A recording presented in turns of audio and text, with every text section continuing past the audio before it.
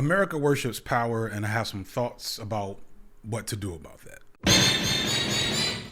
I wrote this the morning of the inauguration, recorded it, I don't know, a couple weeks later at this point, we'll see. Donald Trump is now the president, the second president ever, I believe, to serve 2 non-consecutive terms, the first president to be a felon, adjudicated rapist, pull a rug pull on a Bitcoin, and all kinds of other awful shit that if you watch me, you probably know about. But also, if you don't watch me and you support Trump, you probably also know about this stuff. This stuff is not a secret about Trump. And if you pay attention to Trump supporters, you'll find that they know every bad thing that we know about Trump. Yet people keep saying those bad things as if it's supposed to mean something. And one of the first things I want to make clear to people as to why I'm not going to be wasting a lot of time talking about Trump is that the things you dislike about Trump, the people that support him love about Trump. So it doesn't make sense to keep telling them. It really doesn't. Like, these people were there 4 years ago when Trump was president for all the other awful things that happened. These people know about January 6th and the felony charges and the money scamming charges. And yet he was reelected this past November in a near landslide. And many reports indicate that he'd have beat incumbent Joe Biden, even worse than he beat Kamala Harris, had Biden not dropped out of the race. This was never a thing about changing minds when it comes to this guy.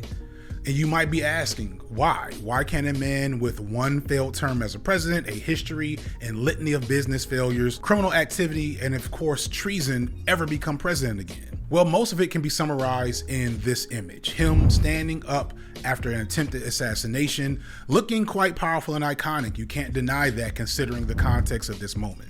It's one of the reasons why there are conspiracy theories around this assassination attempt, because it does quite neatly fit into the way Trump has always portrayed himself in the media.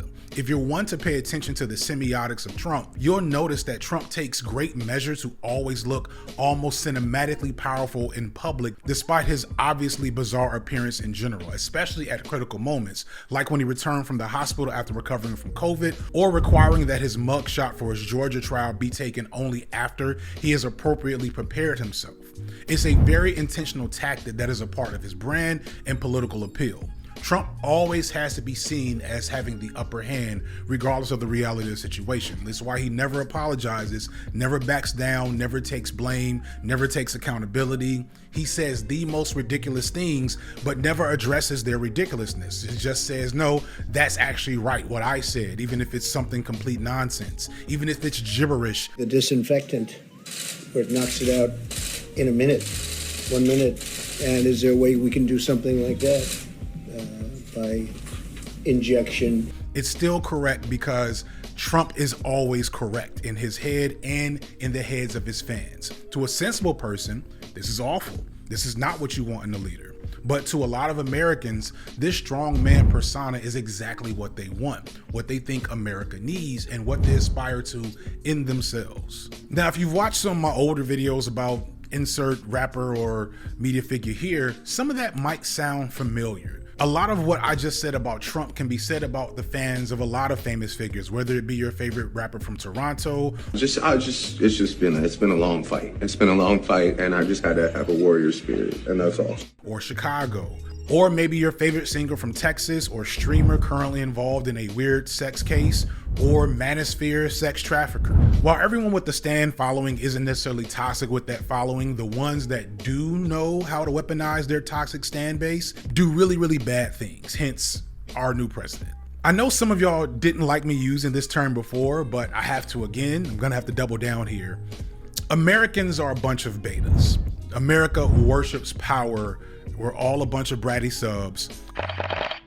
The amount of tweets and statements and songs saying daddy's home when Trump was inaugurated, the joke writes itself. But let me seriously engage with the concept so I can graduate from using such a controversial term. When I say beta, I really mean weak-minded and insecure people who aspire to and worship power and talent that they never have. Thus, they champion and promote those who they see as powerful. They become stands to that power and do what they can, where they can, to reinforce it and keep it away from those they think should not have it.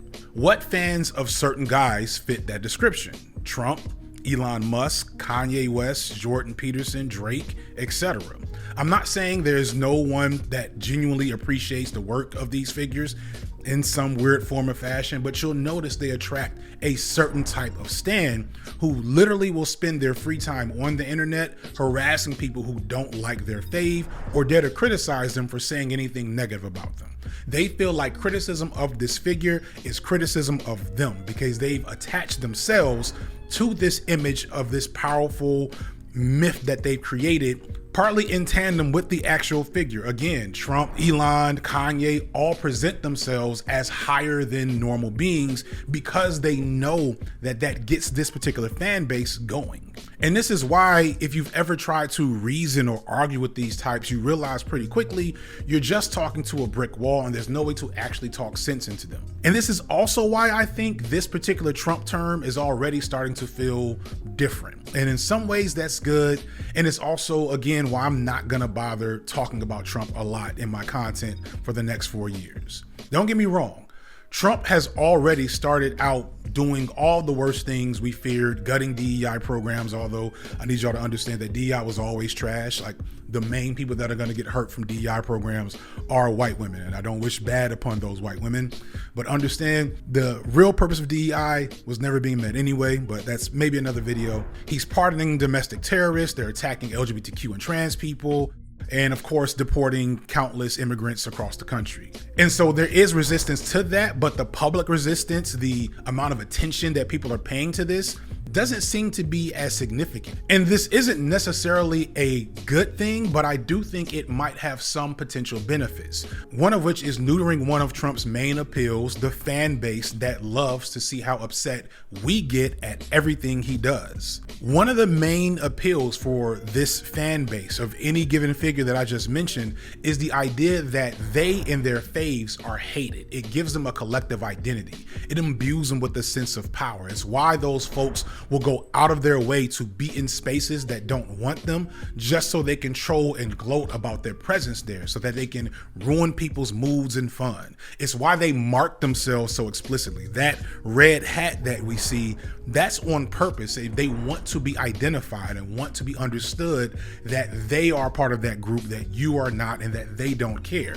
Like, remember the one goofy dude before the election? He's probably still doing this. He would just get on airplanes all the time and wear his MAGA hat and to just stare and make faces at the camera. Like, that's his whole content. Now, I don't know if this dude has a TikTok, but I know y'all know who I'm talking about. That's them in a nutshell. People that cover their entire pickup truck in Trump paraphernalia. That's a person that wants to be identified as going against the mainstream or whatever. And with just like, I don't know, a Kanye West, it's not necessarily a big deal. It's just music. But when you get to Trump and Musk, it's much bigger because the authoritative fandom behind them connects to real power that now affects everyone.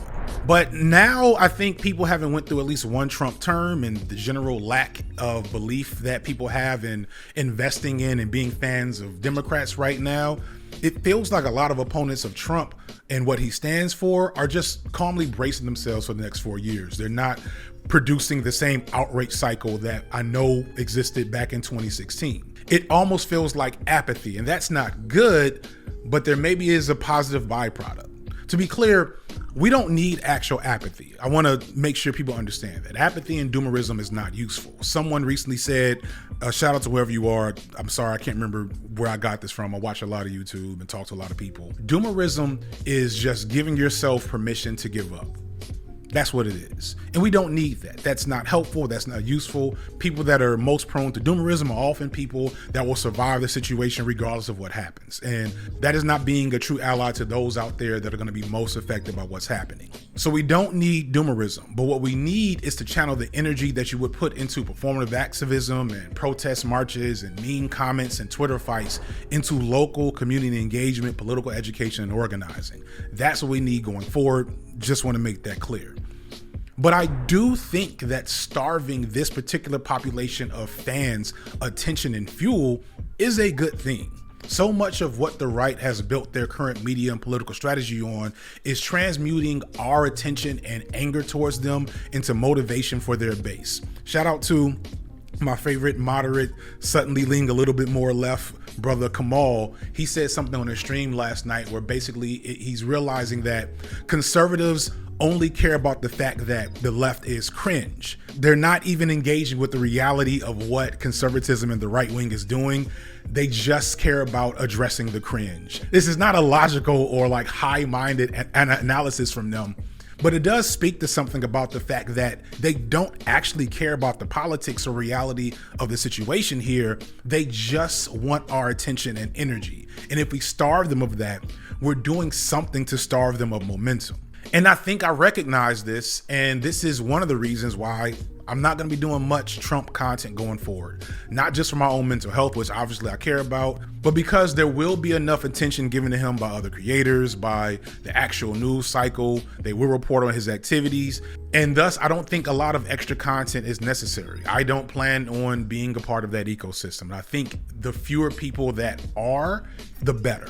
I have one more video related to Trump plan as I reevaluate my post-election take for a couple of reasons. But after that, that's kind of it. And I hope more people do the same. Literally don't feed the trolls by tracking his every move and complaining about it online.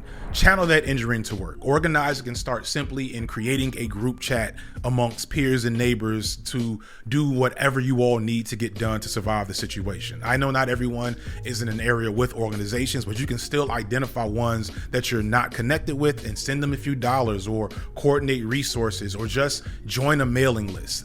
Anything is better than doom scrolling and leaving mean comments about how you can't believe he said or did insert thing he's saying or doing now.